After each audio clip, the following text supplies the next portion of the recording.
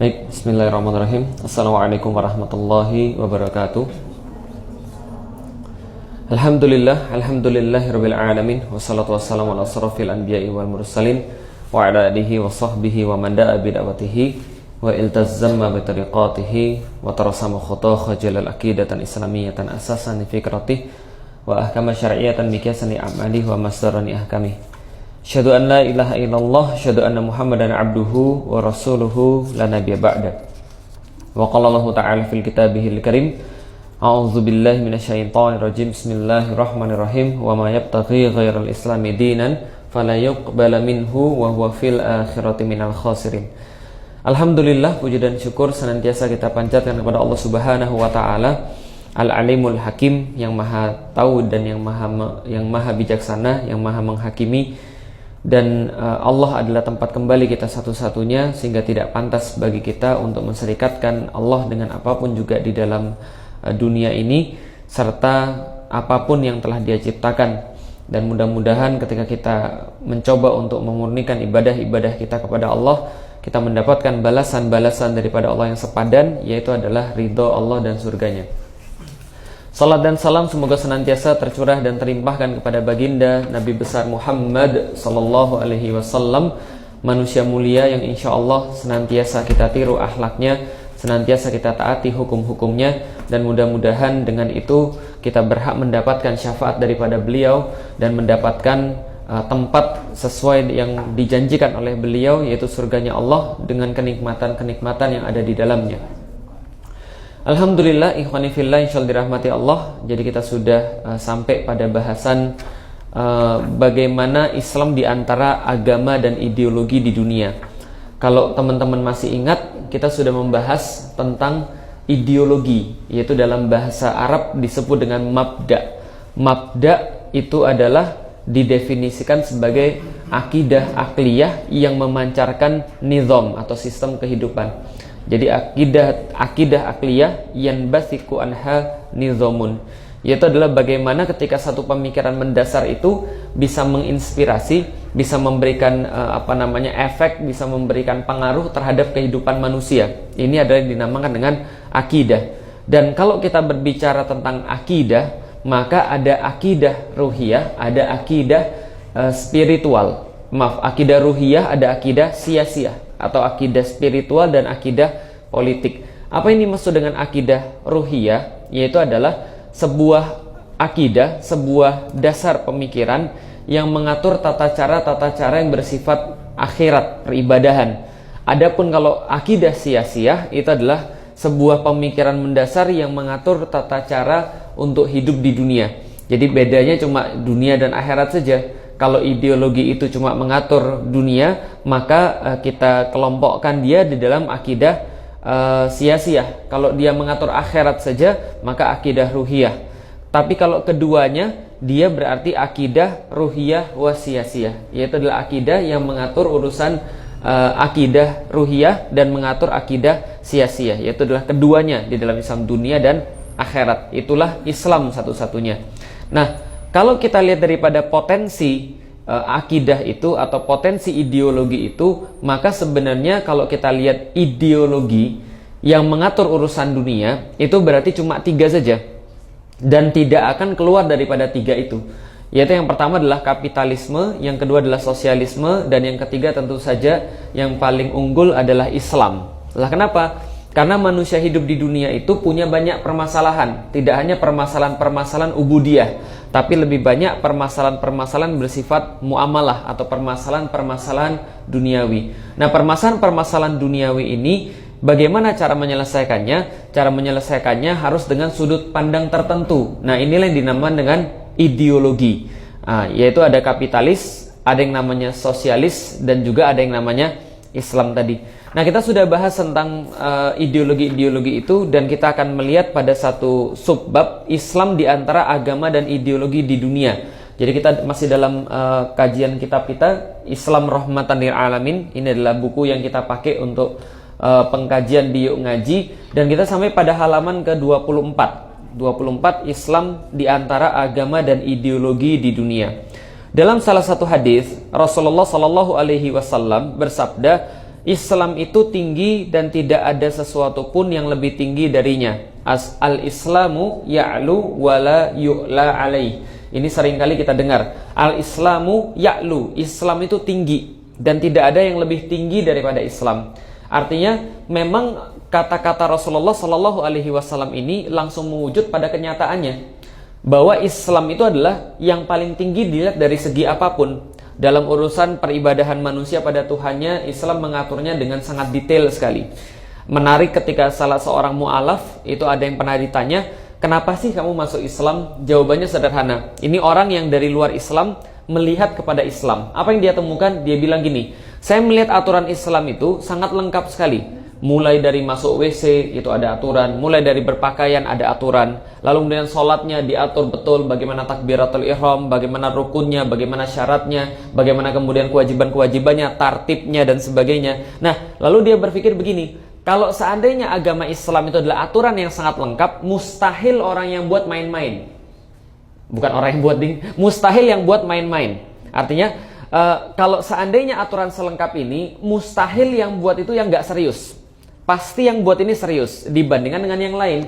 Ibaratnya begini misalnya, kalau kita datang ke sebuah tempat, lalu kemudian kita lihat, arsitektur interiornya benar-benar ditata dengan baik, ukiran-ukirannya sangat detail sekali, berarti ini yang buat serius. Nah, sama seperti agama, dia katakan, kalau misalnya agama Islam ini nggak serius, tentu nggak akan sedetail itu aturan-aturannya, sampai diatur sampai sedetail-detailnya, sampai masuk WC kaki mana duluan, sampai bercermin itu ngomongnya seperti apa, doanya seperti apa, sampai mandi wajib itu bahkan diatur sebelah mana bagian yang dibasuh terlebih dahulu.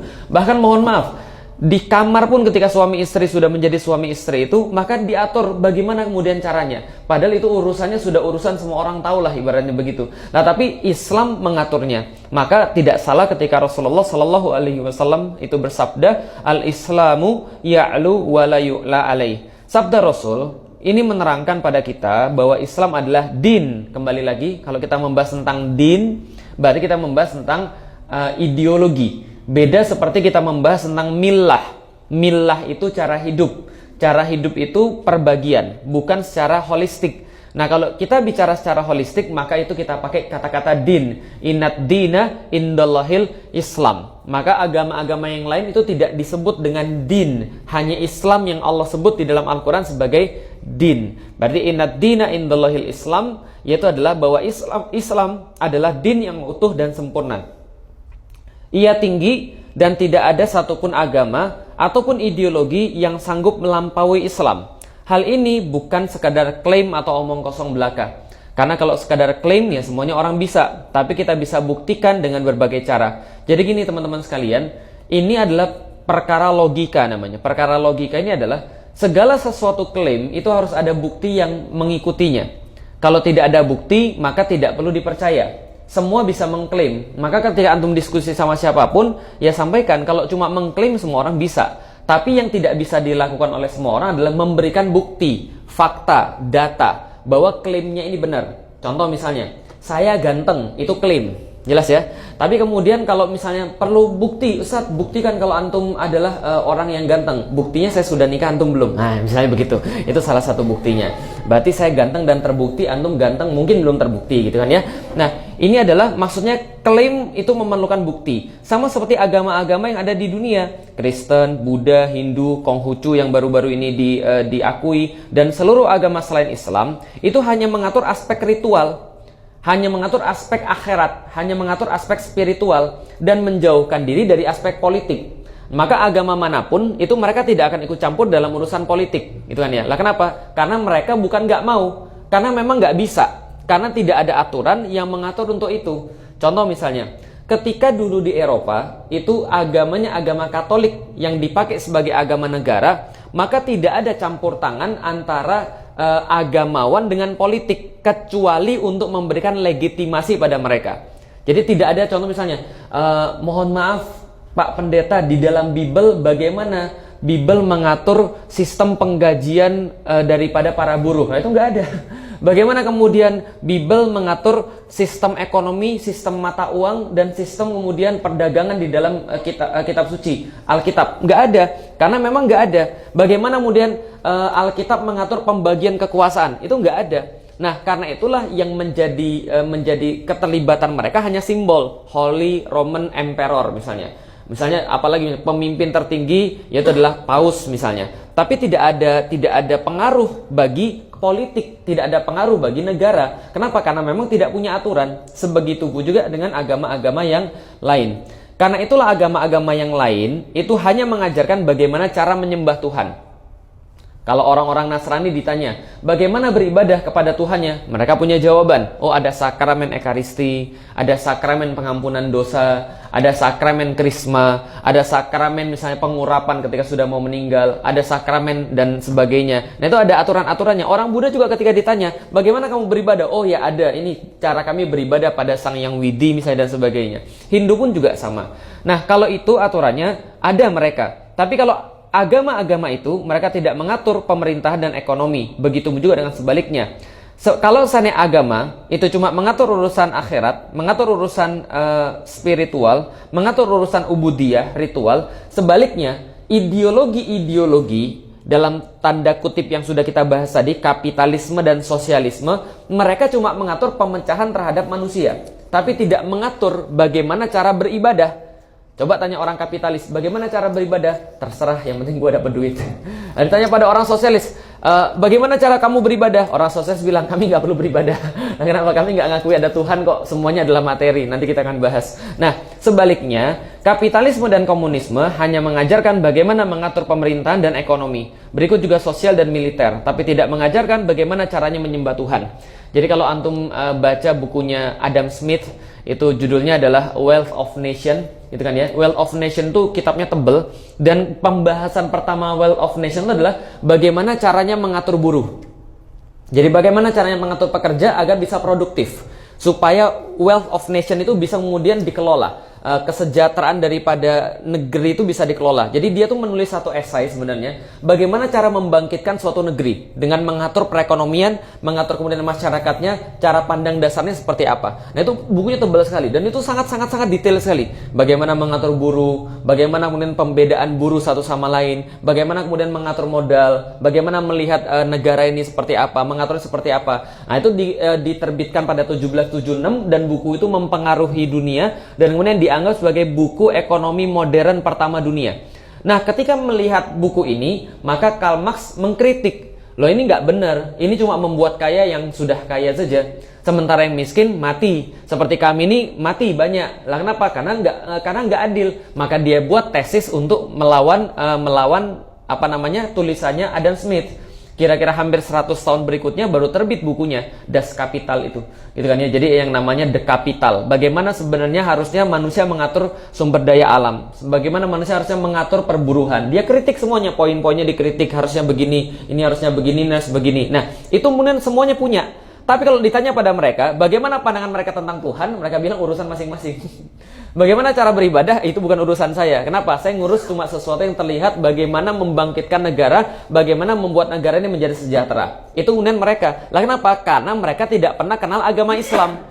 Ketika mereka kenal agama yang lain selain Islam, Katolik itu, maka mereka mendapatkan bahwa memang agama ini tidak mengatur. Maka kita harus menggunakan kecerdasan kita untuk membuat satu konsep bagaimana mengatur diri kita sendiri. Paham ya sampai di sini ya? Jadi ketika mereka melihat kekosongan ini loh. Jadi ternyata agama ini cuma mengatur ini. Lah, bagian ini gimana? Bagian ini kosong. Nah, kalau bagian ini kosong berarti harus ada aturan. Bagaimana kemudian mengatur ruang kosong ini? Oke, kalau gitu saya punya ide. Karena ini belum diatur, aku punya ide nih. Kalau cuma agama mengatur ini, aku punya ide untuk mengatur ini. Nah, makanya namanya sekulerisme. Gitu kan ya, pemisahan antara agama dan negara. Itu kalau ideologi sekuler. Kalau komunis nanti kita akan bahas lagi. Nah, karena itulah agama-agama dan ideologi selain Islam akan saling menghancurkan atau saling bergandengan. Dia bisa jadi saling menghancurkan seperti sosialis. Sosialis nanti kita akan pelajari bahwa dia berasal daripada satu ide tunggal, bahwasanya segala sesuatu itu adalah materi. Karena mereka menganggap awal mula kehidupan itu adalah materi dan akhir daripada kehidupan adalah materi. Jadi mereka tuh menganggap Tuhan itu adalah materi. Jadi materi itu tidak berawal dan tidak berakhir. Dari dulu memang sudah ada dan sampai nanti juga akan ada. Azali. Kalau bahasa kita kan Allah itu azali. Azali itu apa? Tidak berawal dan tidak berakhir. Dia memang sudah ada dan tidak akan berakhir. Itu Allah. Jadi yang sebelum yang lain ada, dia sudah ada. Setelah yang lain berakhir, dia masih tetap ada. Itu kan Allah, azali. Nah, bagi orang-orang sosialis, bayangkan aja mereka membayangkan tuh materi itu azali. Jadi segala sesuatunya adalah materi. Nah, bagaimana caranya agar materi ini bisa berkembang pada sesuatu yang lebih advance, yang lebih bagus, maka harus dibenturkan sehingga membentuk satu sintesis yang baru. Karena itulah mereka berpatokan pada teori evolusi tadi. Contoh misalnya begini, monyet itu nggak akan jadi manusia kalau tidak ada efek-efek yang membuat dia jadi manusia. Apa yang membuat efek dia jadi manusia? Yang membuat efek dia jadi manusia adalah alam yang kemudian menjadi semakin ganas, sehingga dia harus beradaptasi. Sama seperti ketika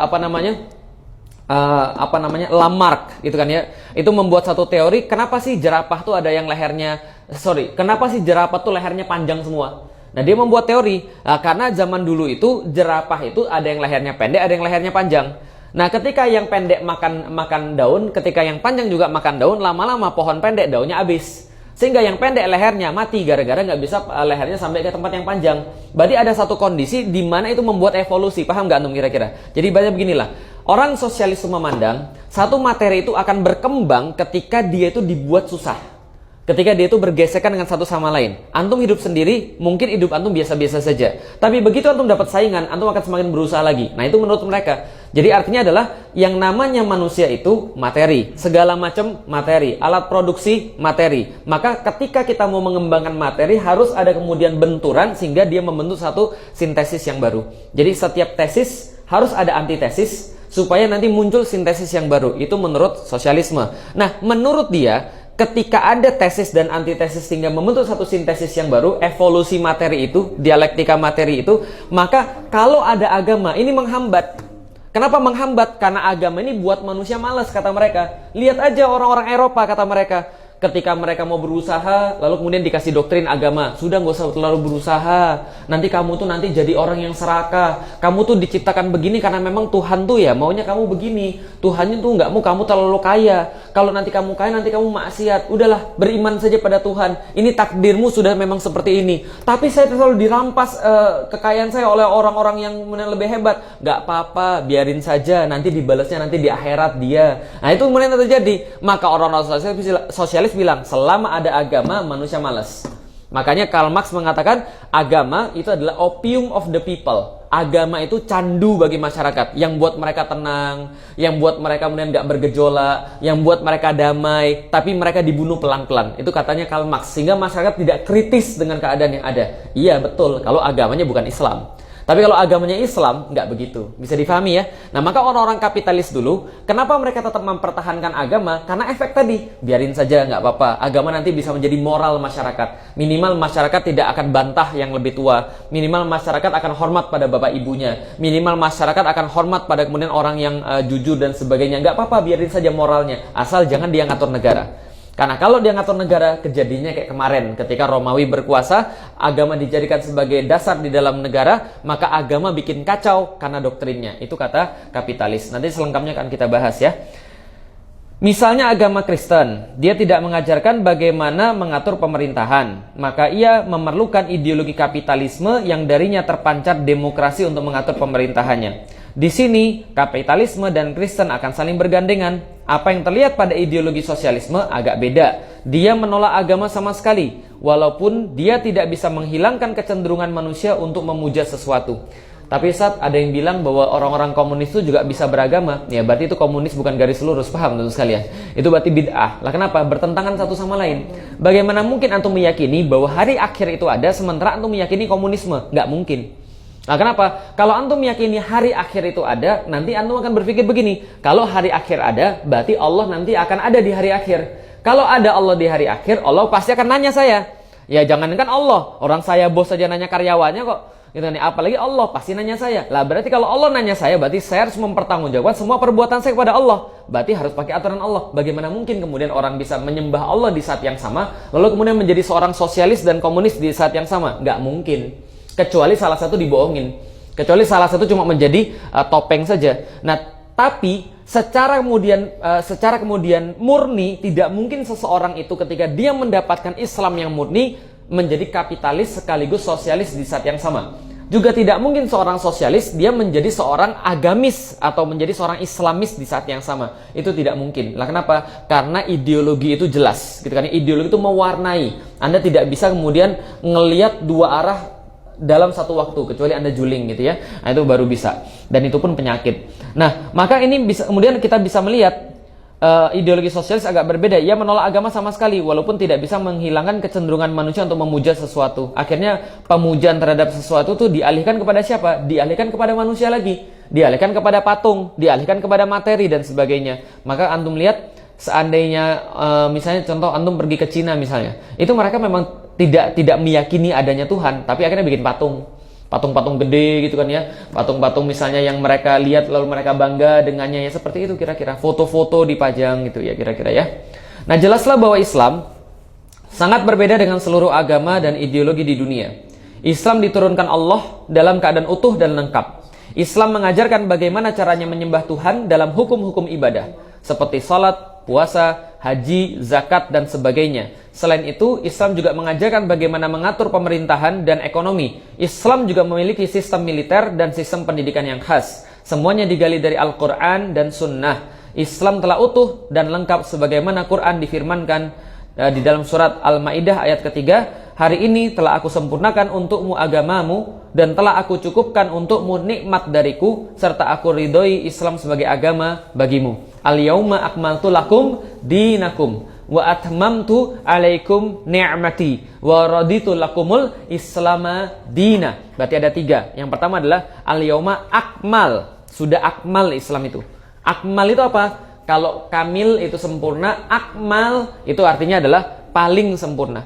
Kalau kamal itu sempurna, akmal itu paling sempurna. Al-yauma akmaltu lakum dinakum. Yang pertama. Yang kedua, wa atmam. Atmam asal katanya tamam. Tamam artinya selesai. Berarti kalau atmam itu paling selesai. Berarti kalau paling sempurna dan paling selesai maksudnya gini, sudah tinggi selesai. Paham maksudnya? Berarti sudah paling tinggi, udah paling ujung. Nggak ada lagi versi yang lebih bagus lagi.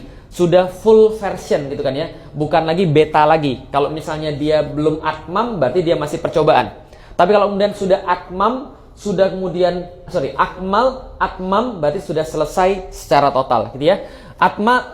Al-yauma akmaltu lakum dinakum wa atmamtu alaikum ni'mati. Yang ketiga, wa raditu lakumul islama dina. Dan Islam itu tidak hanya dia sempurna, tidak hanya dia sudah selesai, tapi dia diridhoi oleh Tuhan. Nah, jadi kira-kira begitu. Makanya ini menjadi alasan bagi kita kenapa kita katakan al-islamu ya'lu wala yu'la alaih. Itu adalah bukti semuanya bahwa Islam punya semuanya sepaket. Jadi tidak memisah-misahkan. Orang sholat ya karena dia Islam. Orang puasa karena dia Islam. Orang menikah karena dia Islam. Tapi manusia tidak hanya hidupnya sholat, puasa, dan nikah doang. Bisa difahami. Tapi ada kalanya dia mau pergi ke pasar. Ketika dia pergi ke pasar, lantas kemudian dia bawa uang. Lalu ketika dia berdagang, ada aturan Islam di sana. Assalamualaikum, harganya berapa? Harganya 5.000. Boleh saya tawar? Boleh, berapa? 7.000. Oh, kok lebih mahal? Itu di orang baik itu ya. Nah, boleh nggak saya tawar? Setelah tawar, baik saya beli ya. Saya beli ini dengan harga segini. Oke, baik, terima kasih. Ternyata yang dibeli kemudian adalah barang yang rusak. Ternyata setelah dia beli kurma, ternyata tercampur. Maka itu dicela oleh Allah. Itu aturan di dalam perdagangan. Lebih jauh lagi, tidak hanya masalah teknis, tapi diatur juga. Yang namanya pedagang itu akhlaknya seperti apa. Diatur juga. Pasar itu yang modelnya kayak apa. Nggak hanya itu, mata uang yang dipakai diatur juga. Nggak hanya mata uangnya, bahkan kemudian sistem ekonominya menguasai barangnya juga diatur. Barang mana yang boleh dikuasai, barang mana yang boleh dipakai bersama-sama, barang mana yang cuma diatur oleh negara. Itu pun diatur juga. Jadi sampai ujung-ujungnya, sampai yang paling besar, hulu sampai hilir diatur oleh Islam. Nah, alhamdulillah. Dalilnya dari mana? Al-Quran dan Sunnah. Tidak ada yang keluar dari situ. Tidak akan anda temui dalam buku muamalah ekonomi syariah misalnya. Ada dalil diambil daripada kitab suci agama lain. Itu nggak ada. Semua pasti ada Quran, Sunnah, Quran, Sunnah, Quran, Sunnah, Quran, Sunnah. Pasti begitu aja. Nggak mungkin dari yang lain. Lah kenapa? Karena dalil Islam hanya Quran dan Sunnah. Dan dua dalil yang diakui yang lain yaitu adalah ijma para sahabat dan qiyas. Nah, itu adalah karena itulah proses sekularisasi dan demokratisasi yang didesakkan Barat kepada dunia Islam tidak penting. Kenapa? Itu bukan masalah kita. Karena kenapa? Karena masalah mereka tidak dialami oleh Islam. Itu masalah mereka yang dialami oleh agama-agama dan ideologi-ideologi lain. Pada faktanya, proses sekularisasi dan proses demokratisasi tersebut hanyalah kedok untuk menancapkan penjajahan ke dunia Islam. Jadi gini teman-teman sekalian, ini paragrafnya singkat, tapi penjelasannya lama. Jadi gini teman-teman sekalian, demokratisasi atau demokrasi itu kenapa orang pakai demokrasi?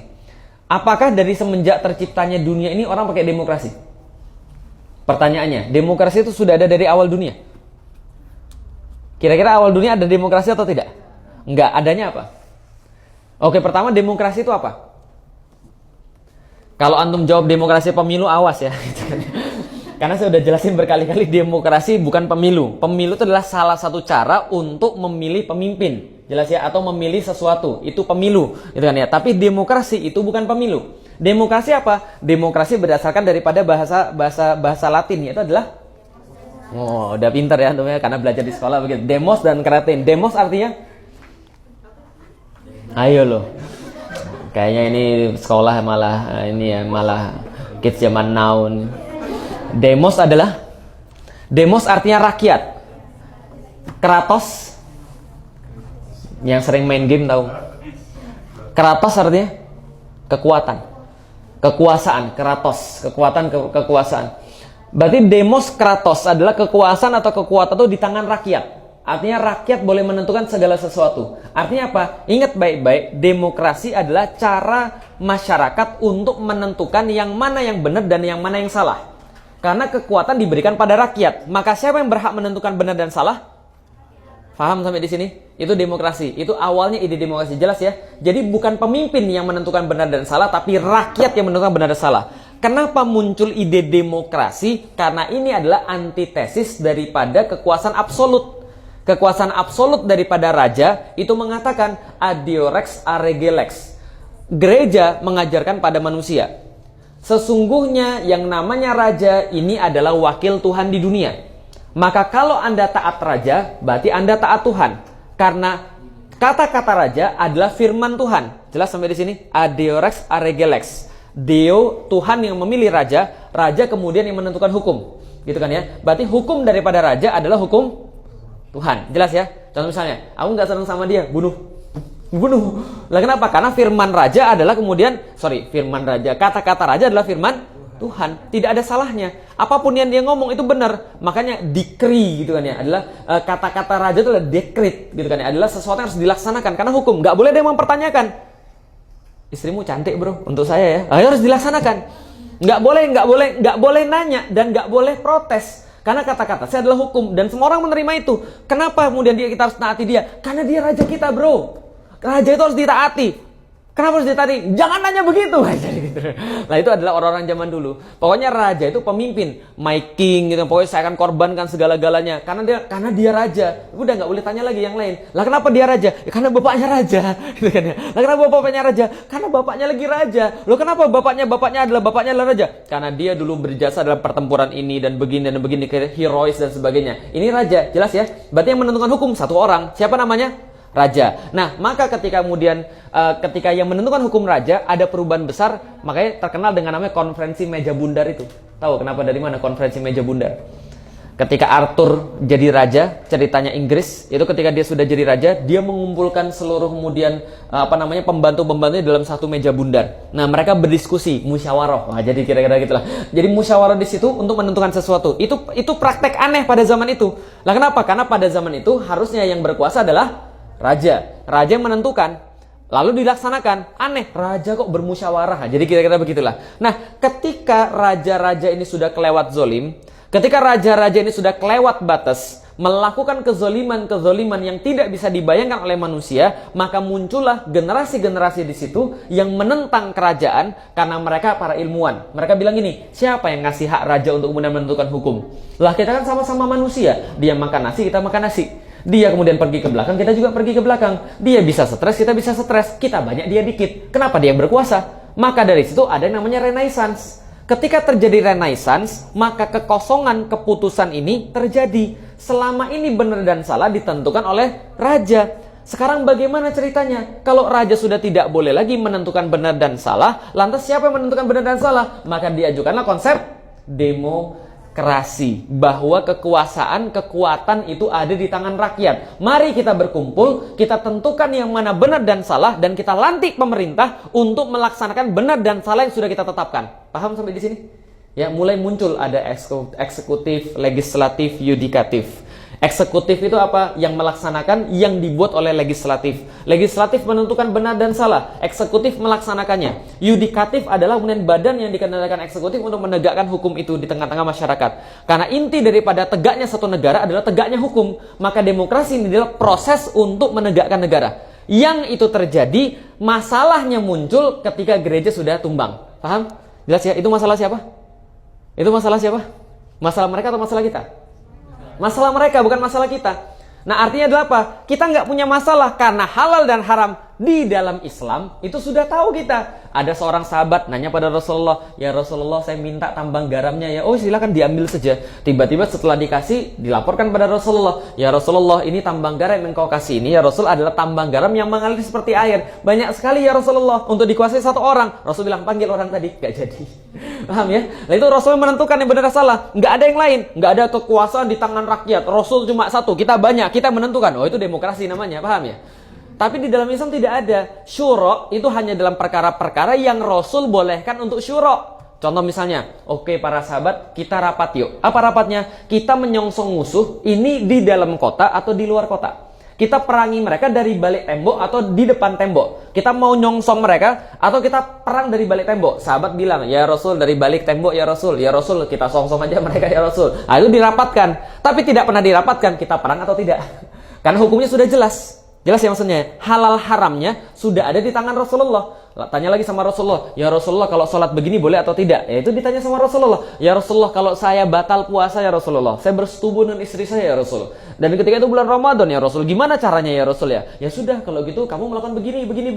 Nah itu kemudian yang disampaikan oleh Rasulullah. Berarti Rasul yang menentukan benar dan salah, bukan manusia.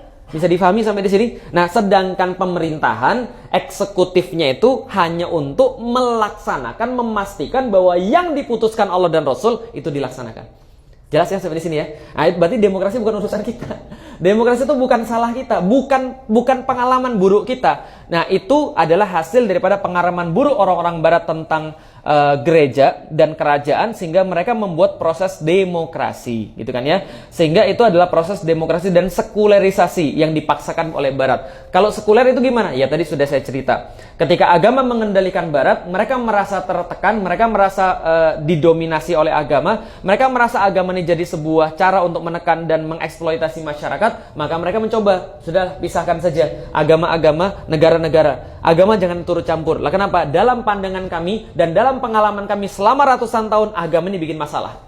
Maka jangan dia dimasukkan dalam negara. Kalau dia dimasukkan dalam negara, dia pasti bikin masalah lagi. Maka sudah, nggak usah. Itu adalah sekularisasi. Itu ide siapa? Ide mereka, bukan masalah kita. Masalah kita justru ketika agama dikeluarkan dari kehidupan manusia, sehingga orang menjadi manusia setengah menyembah dewa, manusia setengah menyembah Allah, setengah menyembah dewa. Lah kenapa begitu? Ya karena dia cuma menyembah Allah di dalam masjid saja. Tapi ketika dia di luar masjid, dia sudah tidak pakai aturan Allah, tapi pakai aturan dewa-dewa yang lain. Gitu kan ya? Nanti kita akan jelaskan dalam dalilnya. Ini contoh salah satunya. Misal, kita bahas di depan tadi Islam di antara agama dan ideologi di dunia. Nah, sekarang kita bahas tentang Yahudi dan Nasrani, yaitu adalah agama di dalam Al-Quran yang disebutkan. Hal yang paling sederhana dan paling mendasar dari teologi Yahudi dan Nasrani adalah keyakinan bahwa mereka itu adalah keyakinan mereka bahwa Tuhan memiliki anak. Ini yang dijelaskan oleh Imam Ibnu Qayyim Al-Jauziyah, bahwasanya Allah Subhanahu wa taala berfirman di dalam Al-Qur'an, dan orang-orang Yahudi dan orang-orang Nasrani mereka mengatakan kami adalah anak-anak Allah dan kekasihnya. Wa qalatil yahudu wan nasara nahnu abnaullah. Jadi mereka berkata orang-orang Yahudi dan berkata orang-orang Nasrani, nahnu abnaullah. Sangat pede sekali mereka, Masya Allah ya. Jadi mereka mengatakan, manusia, kami adalah anak-anak Allah. Masya Allah. Jadi nahnu abnaullah wa ahibbauhu, dan kami dicintai oleh Allah. Itu kemudian dikritik oleh Al-Quran, tentu saja. Tapi inilah kata-kata mereka. Loh kok kita bisa tahu mereka ngomong begitu? Ya karena Allah yang ngomong, jelas ya. Itu sudah masuk dalam pembuktian di awal. Di ayat lain Allah berfirman, dan orang-orang Yahudi mengatakan Uzair adalah putra Allah. Sementara orang-orang Nasrani juga mengatakan Al-Masih adalah putra Allah. Wa qalatil yahudu Uzair ibnullah. Berkata orang-orang Yahudi, Uzair ini putranya Allah. Wa qalatin Nasara al-Masih ibnullah. Dan berkata orang-orang Nasrani juga, Al-Masih adalah anak daripada Allah. Lah kenapa? Karena itulah kata Allah. Itu kenapa? Disebabkan oleh kebodohan mereka. Dan disebabkan oleh karena mereka mengikuti perkataan-perkataan orang-orang sebelum mereka. Bisa difahami maksudnya? Oke, coba kita lihat. Duluan mana? Dewa-dewa Yunani atau Al-Masih? Duluan mana? Dewa-dewa Yunani atau Yahudi? Duluan dewa Yunani atau Yahudi? Wah, ini antum pasti tidur pas sekolah nih ya. Duluan mana? Duluan Yunani lah jelas daripada Yahudi. Nah, Yunani itu duluan membentuk konsep dewa-dewa. Dan ketika mereka membentuk konsep dewa-dewa, ada satu konsep yang sama. Apa konsepnya? Tuhan punya anak. Sorry, bukan Tuhan. Dewa punya anak. Coba lihat. Tahu Zeus? Anaknya siapa? Hercules. Selain Hercules siapa lagi? Kratos main game. Makanya jangan main game terus itu. Anaknya siapa? Perseus, Theseus dan sebagainya. Itu semua anak-anaknya Zeus, anak-anak harumnya Zeus. Zeus itu menciptakan manusia dari tanah menurut orang Yunani. Kemudian Zeus itu kemudian meniupkan ruhnya ya, kira-kira gitulah. Nah setelah itu kemudian setelah jadi manusia, dia kemudian menyetubuhi manusia itu sendiri dan membentuk manusia-manusia setengah dewa. Salah satu adalah Hercules itu. Hercules, Perseus, Theseus dan sebagainya. Ini adalah anak-anaknya Zeus. Paham ya? Jadi ada dewa di langit, ada anak di dunia. Yang kalau anak itu lagi kemudian susah, dia akan berdoa pada bapaknya, gitu kan ya. Wahai bapak, tolong kirimkan saya kekuatan. Tiba-tiba keluar. Wah, jadi gitu kan ya, petir, gitu kan ya, yang bisa dipegang, gitu kan ya, atau apalah, gitu ya. Yang jelas itu ceritanya. Sama juga seperti kemudian orang-orang Mesir juga sama. Orang-orang Mesir ada dewa-dewanya dan punya anak di dunia. Dewa-dewa itu punya anak perwujudan dia di dunia. Paham nggak kira-kira saya? Osiris itu adalah anak daripada Amun-Ra. Itu kan ya, itu adalah salah satunya. Dan Fir'aun itu adalah anaknya dewa. Itu dianggap. Sama, orang Jepang juga sama. Amaterasu Omikami itu punya anak. Siapa namanya? Kaisar Jepang itu. Jadi Kaisar Jepang itu adalah anak dewa matahari. Jelas sampai di sini. Ada konsep tertentu. Dewa-dewa itu selalu punya anak. Ketika Romawi berganti ya beda nama saja. Kalau Zeus ganti jadi Jupiter gitu kan ya. Lalu kemudian ya tokoh-tokohnya ya tetap itu saja. Tapi ada konsep yang sama. Ada bapak yang ada di langit. Lalu kemudian ada anak di dunia. Paham nggak kira-kira maksud saya? Nah itu perkataan orang-orang zaman dulu. Persis dalam Al-Quran. Begitu pula ketika dikata waqalatil yahudu Uzair ibnullah. Lah kenapa mereka bisa mengatakan Uzair ini adalah putranya Allah? Ini ada dalam sejarah diceritakan oleh As-Suddi. Bahwasanya ada seorang Yahudi. Ada seorang Bani Israel yang namanya Uzair. Uzair ini dia sangat stres ketika melihat pada waktu itu orang-orang yang ada di Syam itu pernah menghancurkan Bani Israel dan membunuh ulama-ulamanya serta kemudian membakari kitab-kitabnya, membakari kitab-kitab Taurat. Sehingga Uzair yang waktu itu berusia kira-kira ya belasan tahun lah, itu sangat beriman pada Allah dan menangis sampai kemudian matanya menjadi matanya turun, diceritakan kelopak matanya jadi turun gara-gara banyak nangis. Nah, setelah kemudian dia banyak nangis itu menyesali, kenapa ya Allah ini Taurat sudah nggak ada lagi, kenapa ya Allah Taurat kemudian diambil daripada kami, dari dada kami nggak ada lagi Taurat, nangis terus. Akhirnya suatu waktu dia ketemu seorang wanita lagi melayat lagi nangis di depan kuburan suaminya. Lalu mengatakan, siapa lagi yang kasih aku pakaian? Siapa lagi kasih aku makanan? Kemudian ditanya sama Uzair, wahai wanita, kamu nih bertakwalah pada Allah. Kira-kira gitulah. Jadi ini anak kecil luar biasa ini namanya Uzair ini. Kamu bertakwalah pada Allah. Lah kenapa? Logikanya begini. Kamu nanya siapa yang ngasih makan? Siapa yang ngasih pakaian? Terus pertanyaan saya kepada kamu, siapa yang kasih kamu makanan sebelum kamu menikah dengan orang ini? Dan siapa yang kasih kamu pakaian sebelum kamu menikah dengan orang ini? Lantas wanita ini menjawab, Allah. Lantas Uzair bilang, maka Allah akan memberimu pakaian dan Allah akan memberimu makanan setelah orang ini juga nggak ada.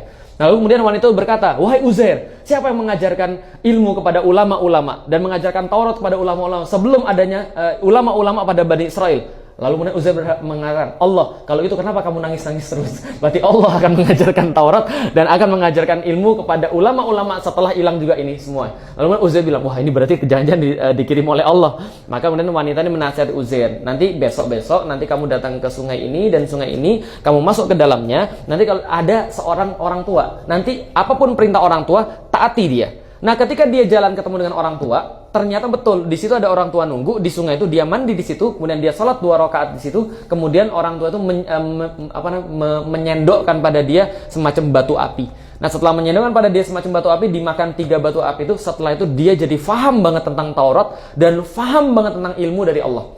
Nah, ketika dia datang pada jamaahnya, orang-orang di sekitarnya, wahai Bani Israel, Taurat sudah dikembalikan, ada di dalam dada saya. Orang bilang, nggak percaya. Lalu dia bilang, ambilkan saya kertas, ditulisin semua Taurat.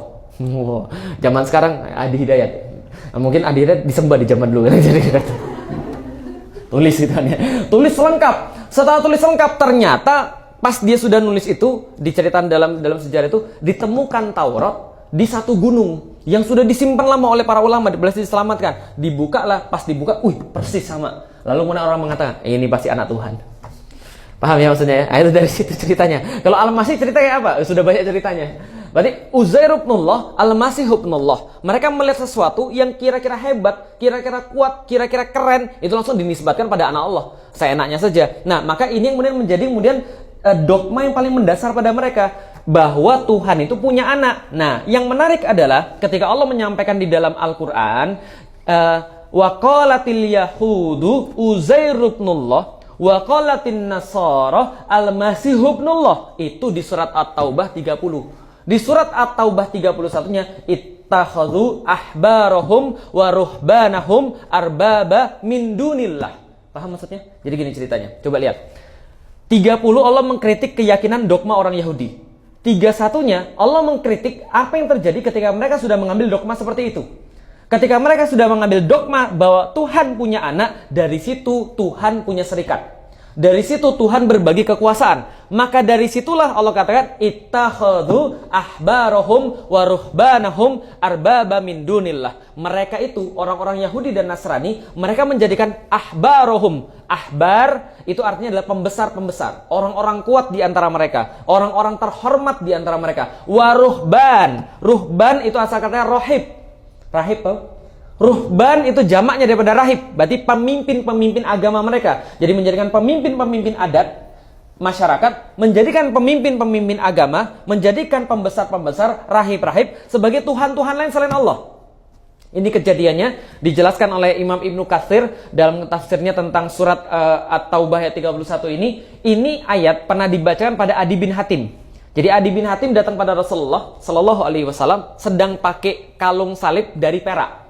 Setelah kemudian ngelihat Adi bin Hatim pakai kalung salib dari perak, langsung Rasul membacakan ayat tadi. Ittakhadhu ahbarahum wa ruhbanahum arbaba min dunillah. Sesungguhnya mereka itu Nasrani dan Yahudi menggunakan rahib-rahib mereka, pembesar-pembesar mereka, rahib-rahib mereka untuk kemudian menjadi Tuhan-Tuhan lain selain Allah. Adi bin Hatim protes. Ya Rasulullah, sesungguhnya innahum la ya'buduhum. Sesungguhnya aku tidak pernah melihat bahwa mereka Yahudi dan Nasrani itu menyembah mereka, para pembesar dan pendeta-pendeta. Apa kata Allah? Bala, betul kata-katamu kalau itu. Tapi Rasul katakan, walakin akan tetapi haramu ma ahlalahum ahlalahu alaihimullah.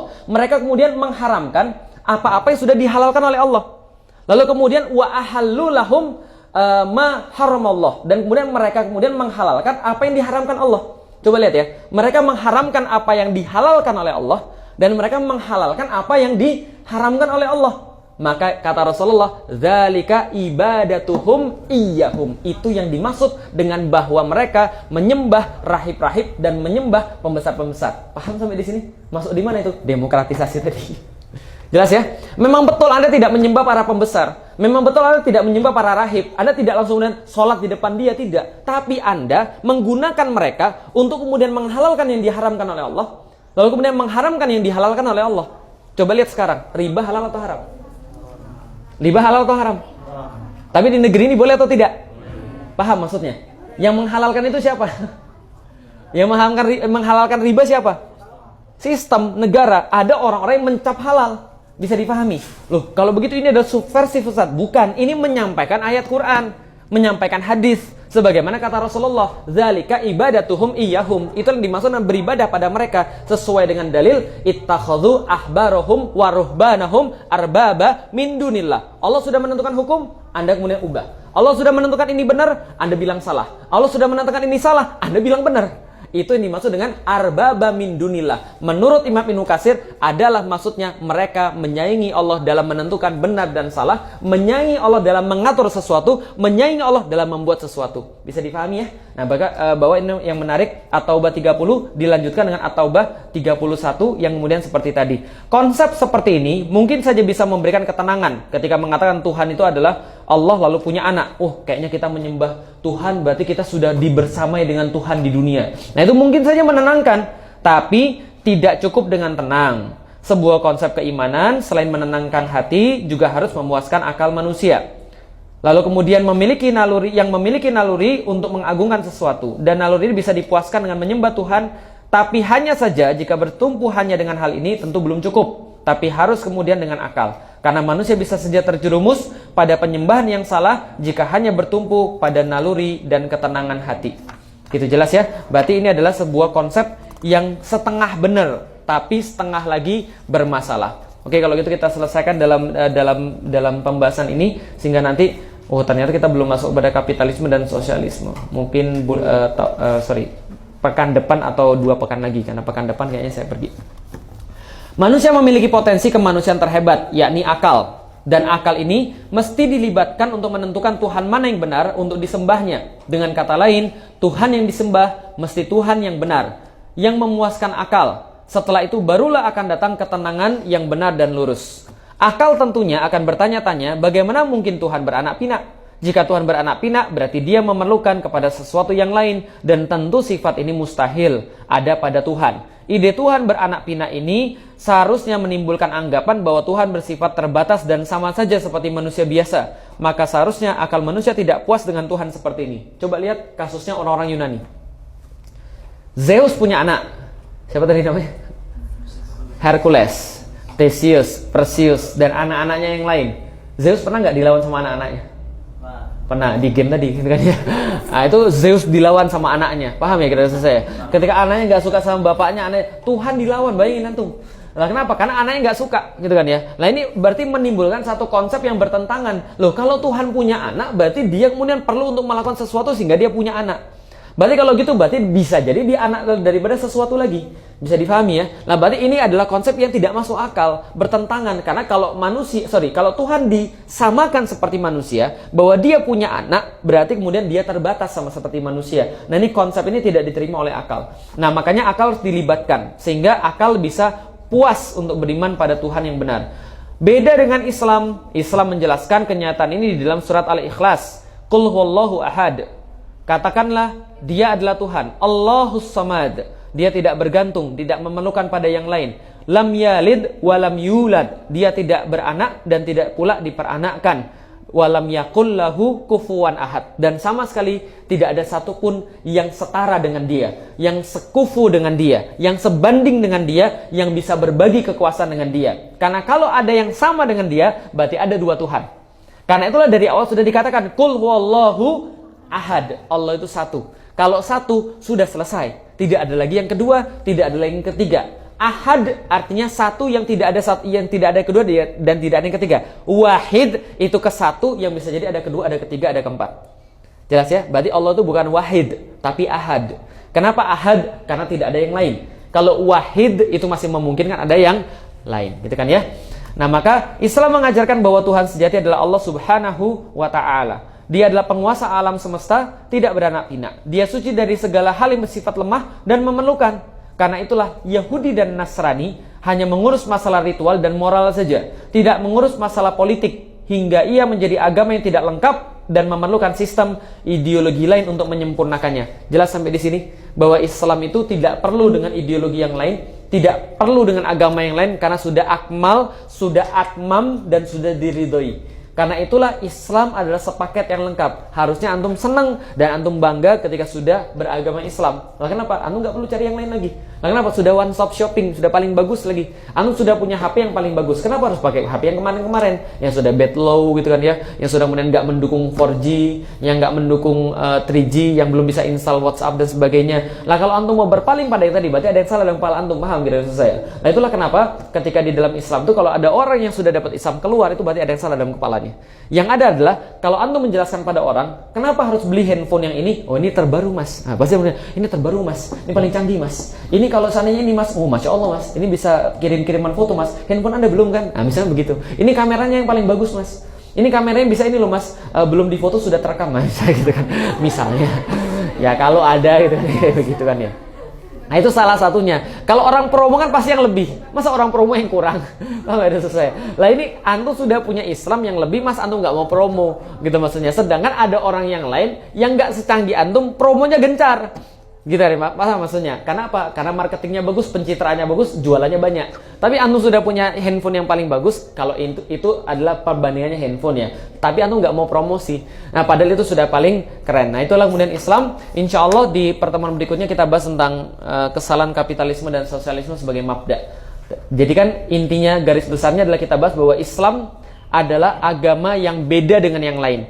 Ideologi yang beda dengan yang lain. Berarti saingan Islam itu secara agama, ada yang agama-agama selain Islam. Saingan Islam secara ideologi, kapitalis dan sosialis. Nah tadi yang kita sudah bahas adalah agama selain Islam, Yahudi dan Nasrani. Yang nanti kita bahas adalah tentang ideologi yang mengatur kehidupan manusia selain Islam, yaitu adalah kapitalis dan sosialis. Wallahu a'lam bishawab, mudah-mudahan bisa bermanfaat dan insya Allah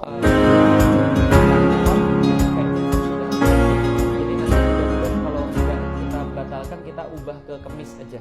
Kita ubah ke Kemis supaya kajiannya bisa